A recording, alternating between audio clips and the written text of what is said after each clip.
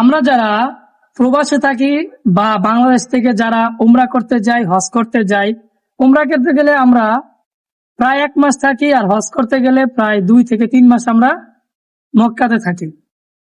তো আপনি চাচ্ছেন আপনার সিমটাকে রোমিং করে নেওয়ার জন্য, আপনি বিদেশে গিয়ে কথা বলতে পারবেন এবং SMS পাঠাতে পারবেন।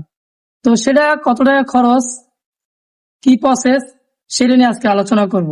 সাধারণত আমরা যারা বিদেশে যাই 3 বছর 4 বছর 5 বছর থাকি, আমাদের যে সিমটা আছে গ্রামীণ সিম, সেটা অনেক সময় বন্ধ থাকে।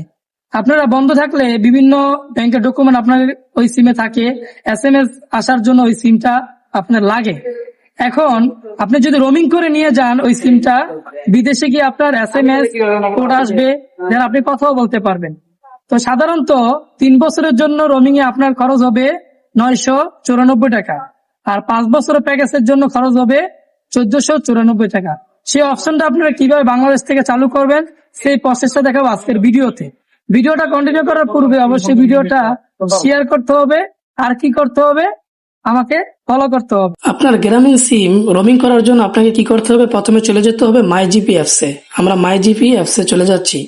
যাদের মাই জিপি অ্যাপসটা ডাউনলোড করা নাই তারা কি করবেন, প্লে স্টোর থেকে মাই জিপি অ্যাপস লিখে ইনস্টল করে ডাউনলোড করে নেবেন। দেন হচ্ছে আপনার ফোন নাম্বার দিয়ে লগ ইন করে নেবেন। দেন আপনারা কি করবেন, অ্যাপসে ঢোকার পরে একটু নিচে যাবেন, নিচে দেখতে পারবেন হচ্ছে বাই বান্ডেলস, এখানে ক্লিক করবেন। এখানে ক্লিক করার পরে আপনারা আবার একটু নিচে চলে যাবেন। নিচে যাওয়ার পরে এখানে 2টা প্যাকেজ দেখতে পারবেন, প্রবাসী প্যাকেজ। 2টা প্যাকেজ এখানে দেখতে পারবেন।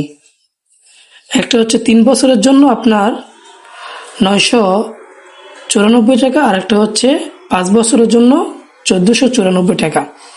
তো এইটা আপনি বাংলাদেশ থেকে করতে পারেন, কিন্তু বাংলাদেশ থেকে যদি আপনি প্যাকেজটা কিনেন বা কেউ যদি আপনাকে রিচার্জের মাধ্যমে প্যাকেজটা দিয়ে দেয় 3 বছর বা 5 বছরের জন্য, আপনার সিমে টাকা থাকতে হবে।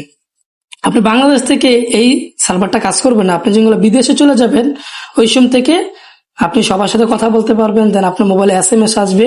সব ধরনের কাজ আপনি গ্রামীণ সিম দিয়ে করতে পারবেন। আশা করি বিষয়টা বুঝতে পেরেছেন।